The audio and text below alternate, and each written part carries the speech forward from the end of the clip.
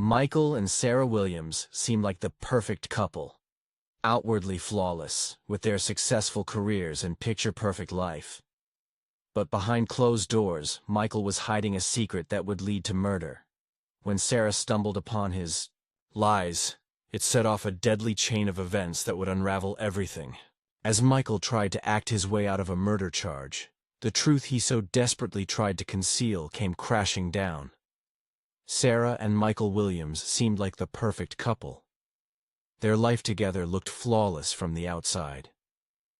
They lived in a picturesque suburban home, nestled in a quiet neighborhood where children played freely and neighbors greeted each other with smiles. Michael, a successful lawyer with a prestigious firm, was always dressed impeccably and known for his charm and sharp intellect. Sarah, a beloved schoolteacher, was warm and compassionate, adored by her students and respected by her peers. They had been together for nearly a decade, and their social media accounts were filled with images of happy vacations, family celebrations, and milestones that painted a picture of a life that everyone else envied.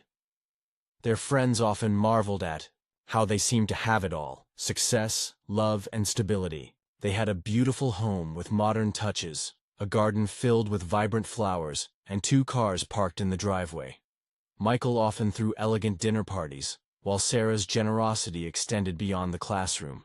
She was the kind of person who made everyone feel welcome and special, always offering a kind word or a helping hand to those in need. To those around them, Sarah and Michael appeared to be the embodiment of what many people dream of: the perfect partnership. However, despite the outward perfection, there were signs that not all was well behind closed doors. Sarah, once an open and cheerful woman, had become increasingly withdrawn over the past few months.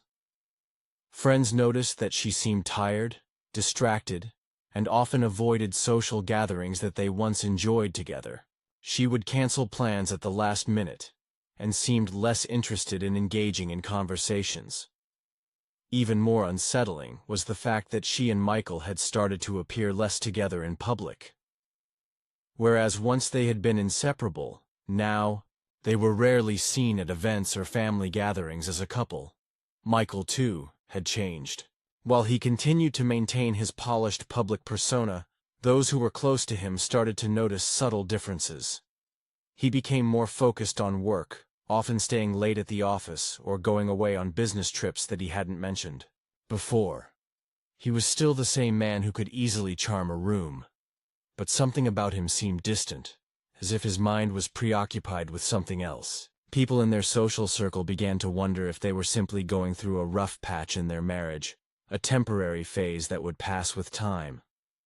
One of Sarah's close friends, Emma, reached out to her after noticing these changes. She had been trying to get Sarah to open up, but Sarah only ever brushed off her concerns, insisting that everything was fine. "I just need some time to rest," Sarah had told her.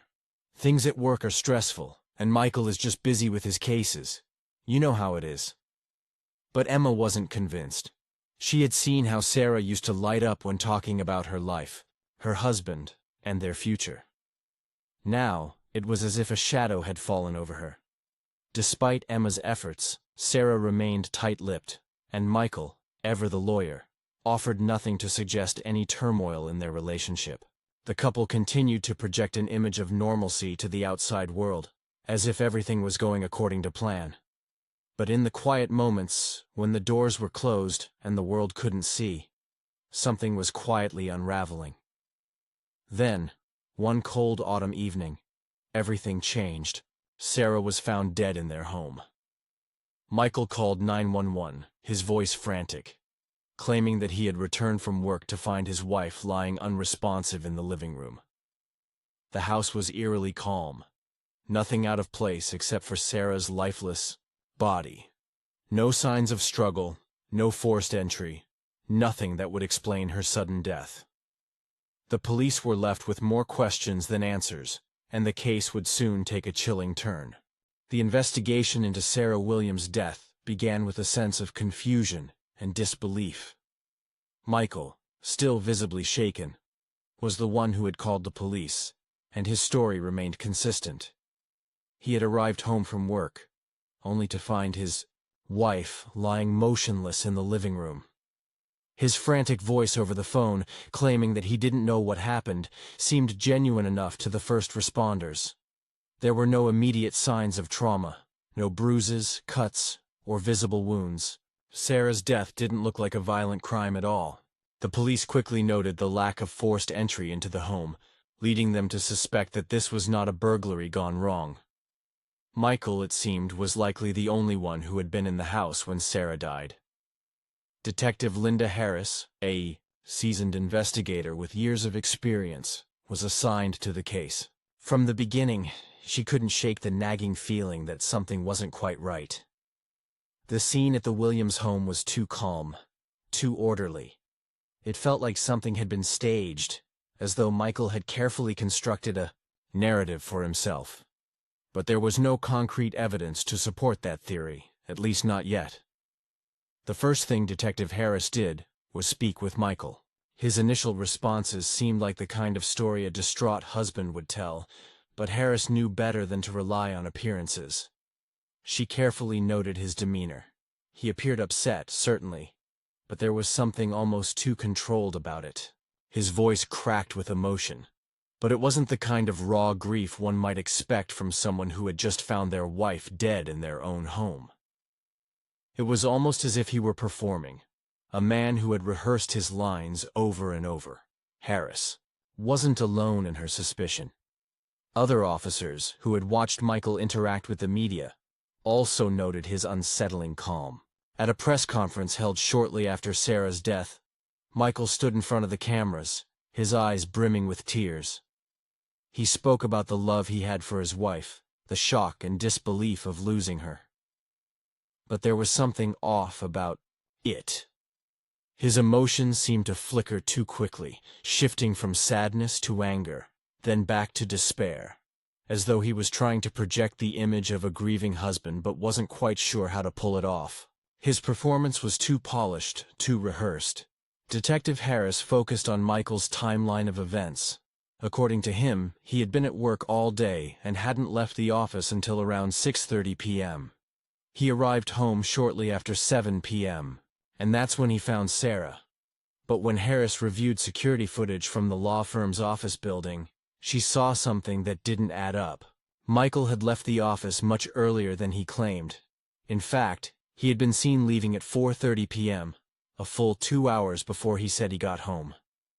This discovery raised alarms. If Michael had lied about something as simple as his work schedule, what else was he hiding? The investigation deepened as more pieces of the puzzle began to fall into place. Harris requested access to the couple's financial records. It wasn't long before she uncovered something odd. Sarah and Michael's bank accounts appeared to be in perfect order, but there was one account that stood out. Michael had been secretly funneling money into a separate account, one that Sarah knew nothing about. The sums of money were substantial, and there was no explanation for where they had come from or what they were intended for. Why had Michael kept this secret from his wife? Had Sarah known about it? And if so, what had she planned to do with this information? The investigation took another turn when police uncovered something even more unsettling. Sarah had been communicating with someone in secret. A series of encrypted messages appeared on her computer, messages that Michael had likely never seen. The contents of these messages were even more shocking. Sarah had been planning to leave Michael. She had discovered the hidden account, and she had started gathering evidence for divorce proceedings. She had also been secretly meeting with a divorce lawyer, something Michael was completely unaware of. The investigation was now pointing to a clear motive. Sarah was going to expose Michael's secrets, and he was desperate to stop her. Detective Harris knew that this case was far more complicated than it first appeared. Michael's story was beginning to unravel, and the carefully crafted image of the perfect husband and father seemed to be nothing more than a facade. But even with all this evidence, there was still one major question that remained. What had really happened the night Sarah died? Was it a tragic accident, or had Michael deliberately killed her to keep her quiet? Harris couldn't help but feel that the truth was just within reach, waiting to be uncovered. As the investigation into Sarah Williams's death continued, Michael's role in the case started to shift from that of a grieving husband to a more suspicious figure. Detective Harris had long suspected that something was off about his reactions, and with each new piece of evidence, it became harder to ignore. Michael had expertly played the part of the heartbroken husband, showing up to interviews with the media, his face streaked with tears, his voice cracking as he talked about the love he had for Sarah and the devastation he felt over losing her. Yet, something about his performance felt staged, too calculated, as though he were more concerned with how he appeared than with the actual loss he had suffered. As the weeks passed, the investigation began to uncover more details about Michael's life that painted an increasingly sinister picture. For one, the hidden bank account wasn't the only secret he had been keeping. Harris discovered that Michael had been having an affair. The affair, which he had tried to keep hidden from everyone, including Sarah, was with a colleague at his law firm. His mistress, a woman named Julia, had been seeing Michael for over a year, and their relationship was far more than just an innocent fling. They had even discussed future plans, including living together after Michael divorced Sarah. Michael had kept this relationship a secret, of course, not wanting to risk his comfortable life with Sarah, at least until he could secure his escape. But now, the affair was a glaring piece of evidence in the puzzle of Sarah's death. Harris also discovered that Sarah had become suspicious of Michael in the months leading up to her death. She had noticed strange behavior. Michael coming home, late from work, acting distant, and spending an unusual amount of time on his phone. Sarah had always been trusting, but her instincts had kicked in, and she started looking for answers. It seemed that she had found them. The encrypted messages on Sarah's computer told the story of a woman who was preparing to leave her husband. She had confronted him about the affair, and although he denied it at first, Sarah's discovery of the hidden bank account was the final straw. She had begun to gather evidence for a divorce, consulting a lawyer and making plans to leave Michael. This revelation about Sarah's plans to leave him brought everything into sharper focus. Michael had the motive, and now the pieces were falling into place. The murder wasn't just about his financial secrets, it was about control. Michael couldn't bear the thought of losing everything he had worked so hard to build, and that included the life he had with Sarah. In his mind, Sarah's decision to leave him would not only ruin his reputation, but also threaten his affair with Julia. He could no longer afford to let her walk away, especially now that she had enough evidence to destroy him. Detective Harris began to suspect that the night of Sarah's death was no accident. Michael's carefully crafted story of finding his wife dead in the living room seemed more and more like a deliberate attempt to cover up what had really happened. There was no sign of a struggle, which could indicate that Sarah had been caught off guard or even coerced into submission. But what was even more puzzling was Michael's behavior in the aftermath. He had immediately called 911, but he had done nothing to attempt to save Sarah. No CPR, no attempt to revive her. He had simply stood there, waiting for the police to arrive. It was as if he knew she was already gone, as though he had expected this moment. Michael's acting skills, honed over years of legal practice, were his greatest asset and his biggest downfall. He was a man who had spent his life manipulating situations to his advantage. But now, in the most important moment of his life, his performance was beginning to crumble.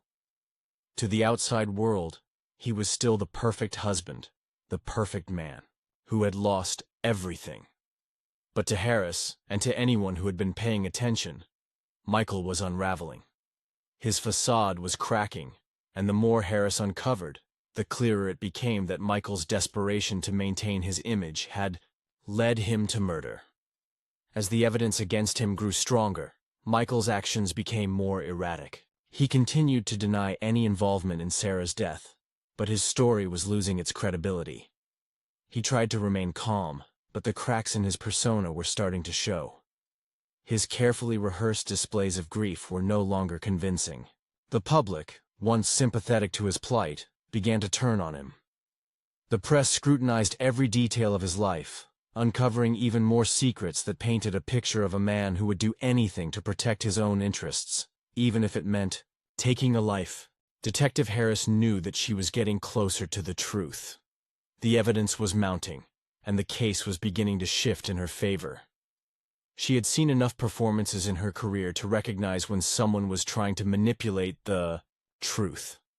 Michael had tried to act his way out of a murder charge, but the truth, she knew, had a way of coming to light no matter how much someone tried to hide it. And soon, Michael Williams would face the consequences of his actions. As the investigation into Sarah Williams' death continued to unfold, Detective Harris found herself grappling with an unsettling truth.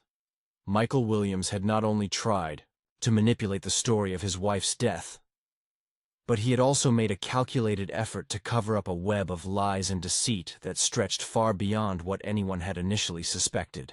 It wasn't just the affair or the hidden money that had raised suspicions. It was the lengths Michael had gone to in order to maintain his pristine image. His acting skills, once a tool for convincing juries in the courtroom, had now become a weapon in a much darker game. The turning point in the investigation came when Harris uncovered a hidden email account linked to Michael. The emails, though carefully concealed, painted a chilling portrait of a man who had been planning for months to get rid of Sarah. Michael had been researching ways to control the narrative surrounding his wife's death. He had made numerous inquiries about how to stage a crime scene, how to manipulate evidence, and even how to create an airtight alibi. What stood out most to Harris, though, were the messages between Michael and his mistress, Julia. They detailed plans for the future. Plans that were contingent on Sarah's death. Michael had promised Julia that once Sarah was out of the picture, they could begin their life together without the shadow of his marriage hanging over them. But what was most damning were the emails from just a few days before Sarah's death.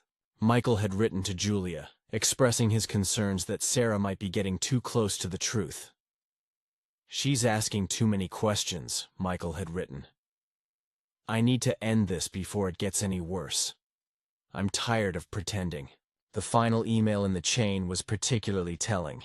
It was a promise to Julia that he would take care of it soon, and that he would make sure Sarah never left him with the leverage she now seemed to hold over him.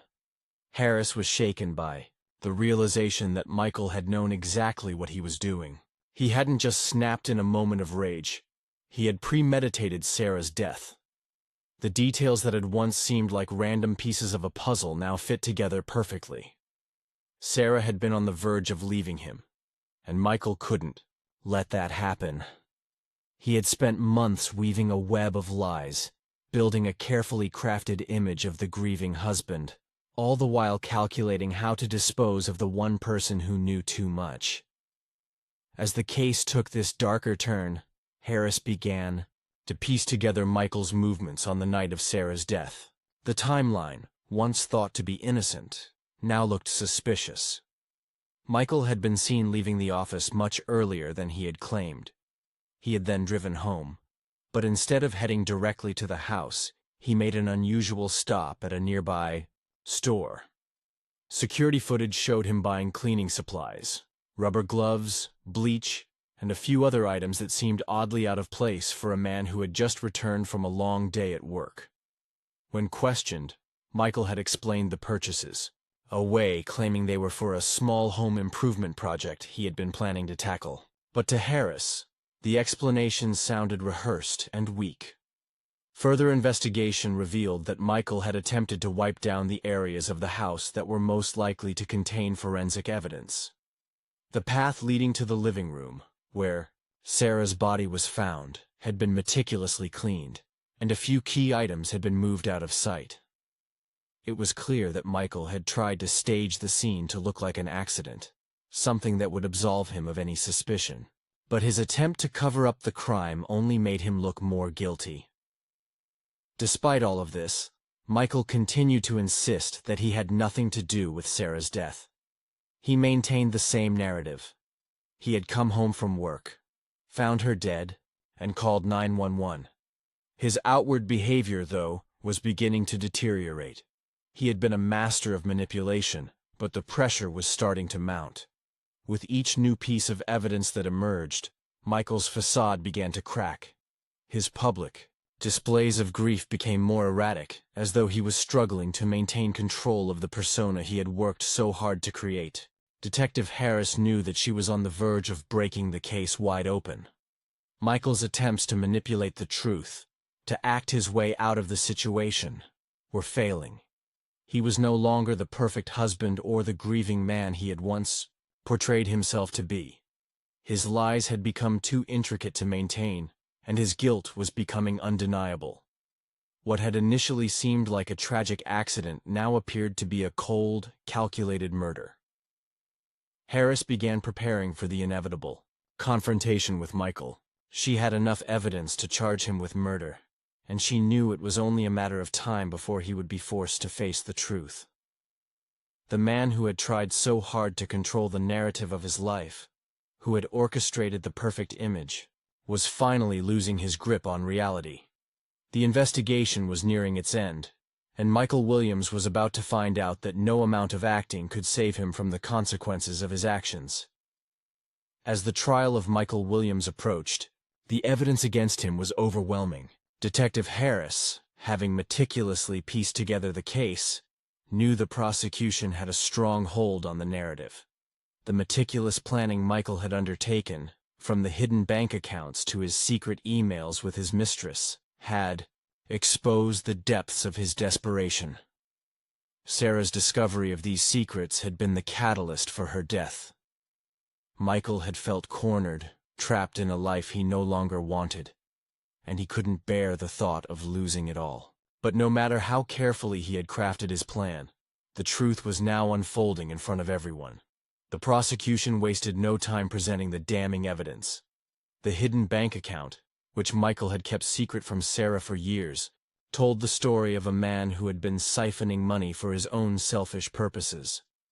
The large sums of cash that had been funneled into the account suggested Michael had been preparing for something, maybe for his life after Sarah. But he hadn't planned on Sarah discovering the account and threatening to expose him. That's when things began to fall apart. The affair with Julia, which Michael had carefully concealed, was another key piece of the puzzle. Emails between Michael and Julia were presented in court, showing their plans for a future together. They had discussed a life that would begin once Sarah was no longer a part of the picture. The realization that Michael had been unfaithful for over a year, while keeping up the facade of a perfect marriage, left the courtroom in shock.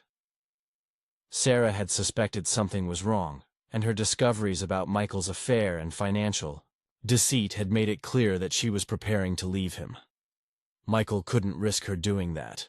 He couldn't risk losing the life he had built for himself, the life that involved not just his wealth and career, but also his affair with Julia. Then there were the details about the night Sarah died. Michael's timeline was shaky at best. Surveillance footage from his office had shown he left work hours earlier than he had claimed. The odd stop he made at the store, where he purchased cleaning supplies, further raised suspicions. And most telling of all was the meticulous cleaning of the house that had occurred after Sarah's death. Michael had tried to stage the scene, to look like an accident, as if he could fool the police into believing it was just a tragic event. His lack of genuine grief, his inability to provide any real attempt to revive Sarah, and his strange behavior after the discovery all pointed toward one conclusion: Michael had murdered his wife. Throughout the trial, Michael's attempts to maintain his innocence were futile. He continued to insist that he had no involvement in Sarah's death, that he had simply returned home to find her dead. But with each new piece of evidence, his story became more difficult to believe. The jury, who had once been sympathetic to the idea of a devastated husband, began to see through his carefully constructed facade. His attempts to act the part of the grieving spouse, tears at the press conference, anguish at the funeral, now seemed nothing more than a well-practiced performance, a man trying to convince the world of something that wasn't true. In his defense, Michael's lawyers argued that there was no concrete evidence to directly tie him to Sarah's death. They tried to paint the picture of a man who had simply found his wife dead and was the unfortunate victim of a tragic accident. But the prosecution had already laid out a compelling case. Michael's lies, his hidden life, and the motive for murder were all too clear to ignore. As the trial neared its conclusion, Michael's ability to maintain his composure began to crumble. He was no longer the polished, confident lawyer who had once commanded respect. The weight of the evidence had broken him, and he could no longer pretend. His defense had failed, his lies were exposed, and the truth had finally caught up with him. When the jury returned with a verdict, it was not a surprise to anyone in the courtroom. Michael Williams was found guilty of murder. He had tried to act his way out of a charge he couldn't escape, but the truth had found its way to the surface. His meticulous planning, his attempts to manipulate the system, and his cold indifference to the life he had destroyed had led him down an irreversible path. As Michael was led away in handcuffs, the courtroom was filled with a mix of relief and disbelief. Sarah's family, who had spent months grieving her death, could finally begin the long process of healing. For them, the trial wasn't just about justice for Sarah. It was about exposing the truth. Sarah's story had been one of strength not just in life but also in death. She had faced the truth about her husband, even when it meant risking everything, and in the end, that truth had been her salvation. As for Michael, he would spend the rest of his life in prison, his carefully crafted image of a perfect life reduced to nothing more than a series of lies. The man who had once believed he could manipulate the world around him had learned, too late, that truth, no matter how hard you try to hide it, always has a way of coming to light.